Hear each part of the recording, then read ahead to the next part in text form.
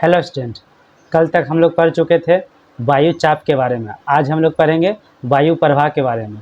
वायु की गति किस दिशा से किस दिशा में होती है, उत्तरी गोलार्ध में वायु की क्या नाम होती है, दक्षिणी गोलार्ध में वायु क्या नाम होगी। प्रत्येक जो चाप पढ़े थे, भूमध्य रेखा, सुमेरु वृत्त, कुमेरु वृत्त और व्यापारिक पवनी सबसे होती है, उन सब के बारे में आज नॉलेज लेते हैं हम लोग। तो वायु प्रवाह यानी वायु दाब की स्थिति में हमेशा संतुलन बनाए रखने की वायु हमेशा उच्च दाब के अंचल से निम्न दाब के अंचल की ओर प्रवाहित होती है। यानी वायु जो है हमेशा क्या करती है, अपने को संतुलित बनाए रखती है। इस एटमॉस्फेयर में, इस वातावरण में वायु हमेशा संतुलित है। अगर कहीं पे निम्न दाब है, कहीं पे उच्च दाब है, तो निम्न दाब जो है और उच्च दाब है, दोनों क्या होगी, बराबर होगी, संतुलन बनाएगा। और वायु हमेशा किस दिशा, निम्न दाब अंचल की ओर प्रवाहित होती है। यानी जहाँ पे उच्च दाब है, उच्च दाब से क्या होगी, वायु जो है ऊपर उड़ जाएगी, निम्न दाब जो है वो वायु वहाँ पे आएगी, फिर ये इधर जाएगी। यानी वायु हमेशा किस ओर से किस ओर जाएगी, यानी निम्न दाब जो रहेगी वायु वहाँ से उच्च दाब की ओर प्रवाहित होगी। तो उच्च दाब अंचल से निम्न दाब अंचल की ओर प्रवाहित होती है, उच्च दाब अंचल से निम्न दाब की ओर प्रवाहित होगी।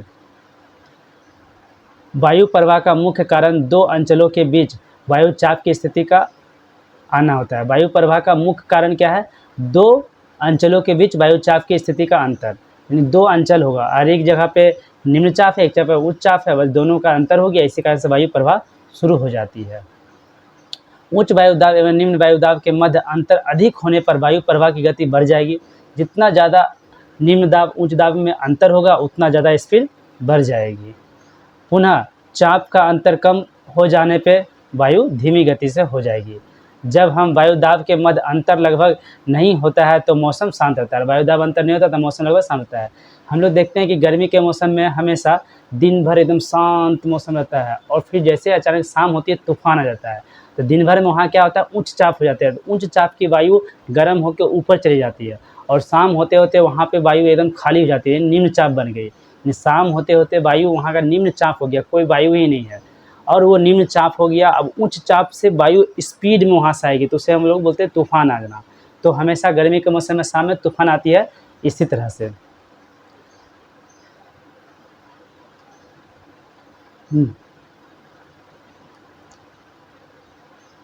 अब नेक्स्ट हम लोग पढ़ने वाले हैं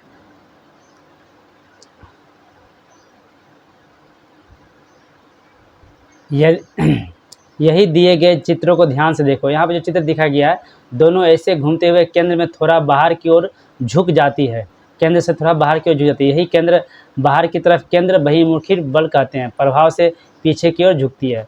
ये केंद्र बहिर्मुखी बल है। बहिर्मुख अंदर आना, जो ये जो झूला झूल रही है, झूला नहीं, एक दूसरे का हाथ पकड़ के दोनों घूम रही है। तो घूमते हुए दोनों का पाँव जो यहाँ पे है और शरीर जो है माथा बाहर आ गया, तो बाहर और चला गया। इसी को बोलते हैं केंद्र बहिर्मुखी बल कहा जाता है।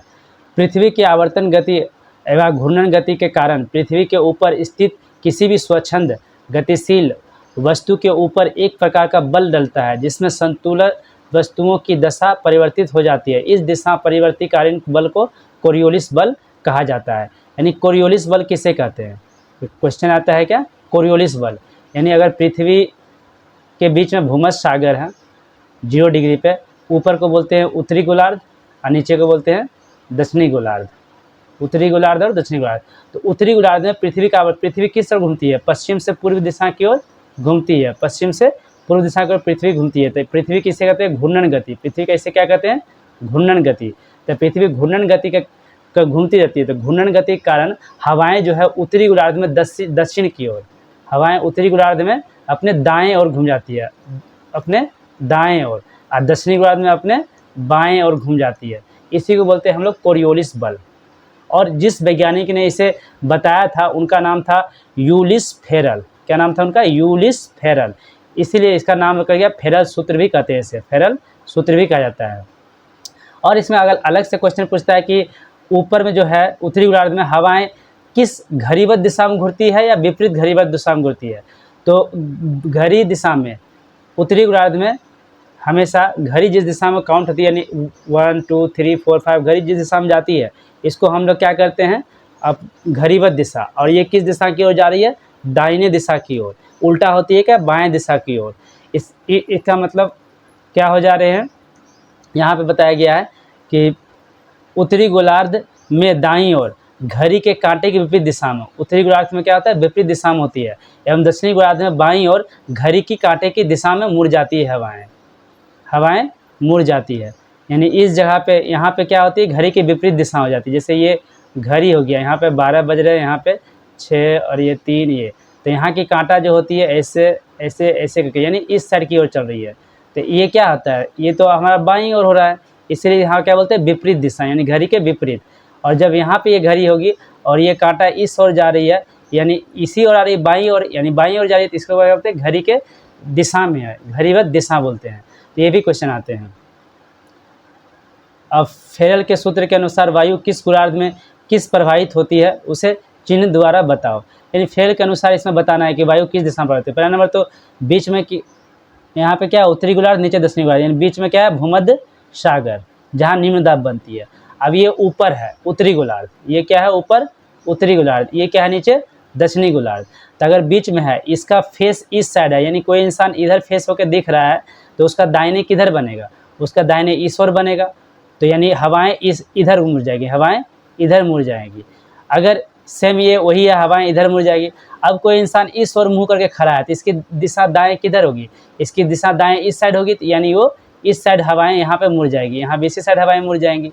अब आते हैं, अब दक्षिणी गोलार्ध में कोई व्यक्ति अगर मुंह इस ओर करके खड़ा है, यानी भूमध्य रेखा की ओर देख रहा है, तो उसका बाएं किस साइड बनेगा, इस साइड, तो यानी इस साइड यहाँ की हवाएं इस साइड मुड़ जाएगी, यहाँ की हवाएं इस साइड मुड़ेगी। अगर कोई व्यक्ति दक्षिणी गोलार्ध में ही है और वो दक्षिण की तरफ, यानी कुमेरु वृत्त की ओर मुंह करके खड़ा है इस साइड, तो इसकी बाएं किस साइड बनेगी, इसकी बाएं बन जाएगी इस साइड, तो यानी हवाएं यहाँ पे इस ओर मुड़ जाएगी, हवाएं इस ओर मुड़ जाएंगी, हवाएं इस ओर मुड़ जाएंगी। तो यही है हमारे हवाएं किस दिशा में कहाँ मुड़ती है, और कौन सी दिशा का हवा का नाम क्या होगी, नेक्स्ट पेज में पढ़ते हैं।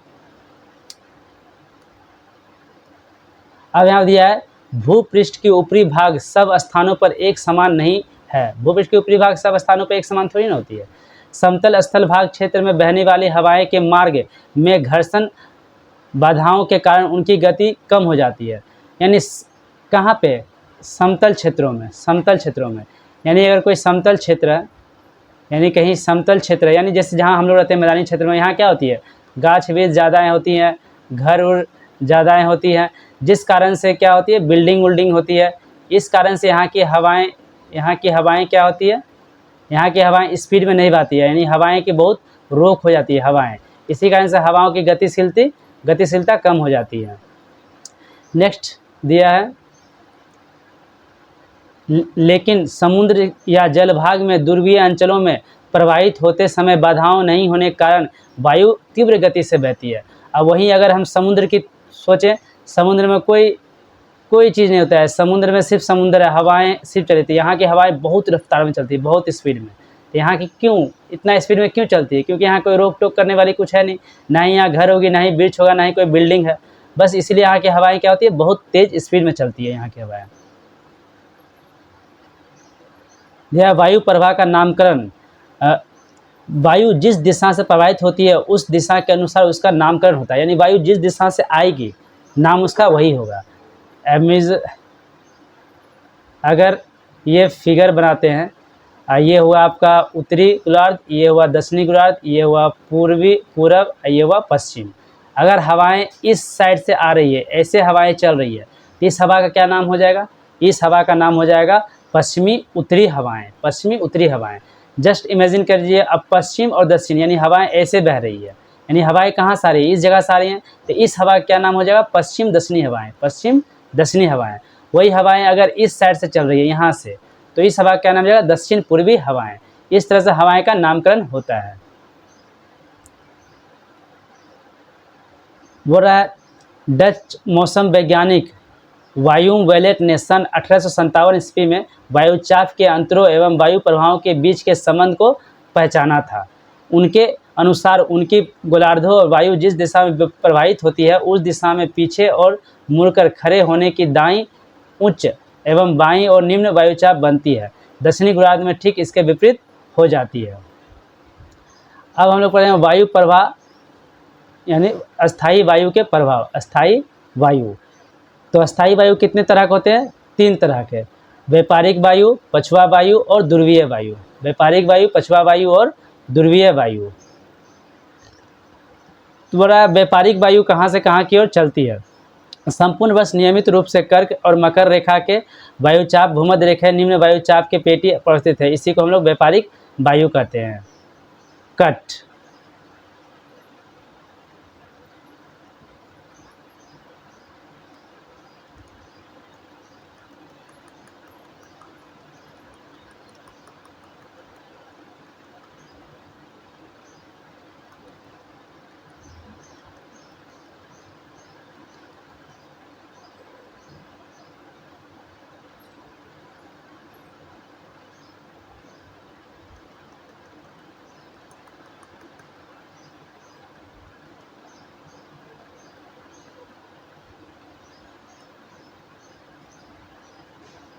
स्टार्ट। तो व्यापारिक वायु, अगर हम ये ग्लोब बनाते हैं पृथ्वी की, ऊपर हो जाएंगे उत्तरी गोलार्ध, नीचे हो जाएंगे दक्षिणी गोलार्ध, बीच में क्या है भूमध्य सागर। तो अब यहाँ पे क्या है कर्क रेखा, और यहाँ पे क्या है सुमेरु वृत्त, और ये हो गया सुमेरु। यहाँ पे क्या है मकर रेखा, और यहाँ पे क्या हो जाएगा कुमेरु वृत्त, और यहाँ क्या हो जाएगा कुमेरु। तो 0 डिग्री और 30 डिग्री ये दोनों के बीच में, यानी कर्क रेखा और भूमध्य रेखा के बीच में जो हवाएं चलती है, इस हवा का नाम है व्यापारिक हवाएं। क्या नाम है? व्यापारिक हवाएं। उसी तरह यहाँ पे भी 30 डिग्री यानी 0 डिग्री 30 डिग्री यानी मकर रेखा से भूमध्य रेखा हो गया। अब इधर एक मकर रेखा और भूमध्य रेखा के बीच जो हवाएं चलती है इसे कहते हैं व्यापारिक वायु। क्या बोलते हैं इसे?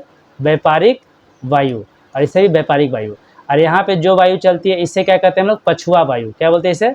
पछुआ वायु। पछुआ वायु। यहाँ भी जो वायु चलती है यानी ये जो है कर्क रेखा से लेकर सुमेरु वृत्त से बीच में पछुआ वायु। यहाँ भी इसी तरह मकर रेखा से लेकर कुमेरु वृत्त के बीच में पछुआ वायु, पछुआ वायु। और ऊपर में ध्रुवीय वायु चलती है, ऊपर में ध्रुवीय वायु। यहाँ पे सब बता दिए। दक्षिणी गोलार्ध में वायु किस नाम से जानी जाती है? अब दक्षिणी गोलार्ध में वायु किस नाम जानी है? दक्षिणी गोलार्ध है। अब दक्षिणी गोलार्ध में वायु किस नाम जानी जाती है? 2 ठो है, व्यापारिक वायु भी है और पछुआ वायु भी है और ध्रुवीय वायु भी है। अब साइड वायु किस गोलार्ध से जाती है उसका आंसर देख लेंगे। नेक्स्ट अब आते हैं उत्तरी गोलार्ध में स्थल भाग विस्तृत क्षेत्र होने से पहाड़ यानी उत्तरी भाग, अगर ये करते हैं बीच में भूमध्य रेखा के ऊपर क्या है उत्तरी भाग।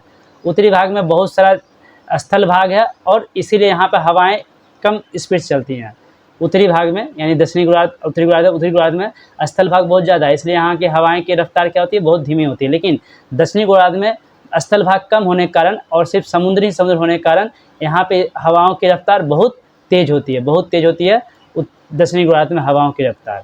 तो उत्तरी गोलार्ध में लगभग कितना 16 किलोमीटर प्रति घंटा से चलती है, 16 किलोमीटर प्रति घंटा से।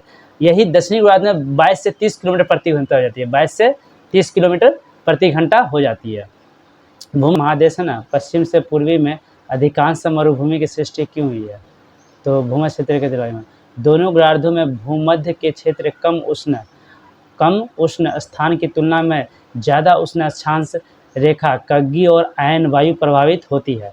कारण ही इसके कारण उष्णता बढ़ जाती है और उष्णता बढ़ने से वायु में जलवाष्प की धारण करने की क्षमता बढ़ जाती है। फलस्वरूप यही वायु महादेश के पूर्वी घाटी में वर्षा होने पर भी पश्चिमांचल में वर्षा नहीं होती है। इसी कारण से महादेश के पश्चिम और अधिकांशतः मरुभूमि की सृष्टि होती है। अधिकांश अफ्रीका का सहारा उत्तरी गोलार्ध में और अफ्रीका कलाहारी दक्षिणी गोलार्ध में है। यहाँ पर क्या हो रहा है? प्राचीन काल में पालयुक्त जहाजें इसी वायु के सहायता से यातायात किया करते थे। तो इस सहायता के कारण उनकी जहाज़ें आगे बढ़ती थी, तो इसी कारण से इसका नाम क्या पड़ गया? व्यापारिक पवनें। तो व्यापारिक पवन नाम क्यों पड़ा है? क्योंकि ये हो गया कर्क रेखा और ये हो गया मकर रेखा। इन दोनों रेखाओं के बीच में जितनी भी जहाज़ें होती है यातायात किया करती थी, पालयुक्त जहाज़ें जिसमें हवा से आगे बढ़ते थे। तो जो ये जहाज़ों में हवा से आगे बढ़ती थी जिसके कारण से इन लोगों को बहुत कम समय में पहुंच जाते थे, तो यानी कि व्यापार इनका फास्ट होता था, इसलिए इनका नाम ही कर दिया व्यापारिक हवाएं, यानी व्यापारिक पवन नाम पड़ गया।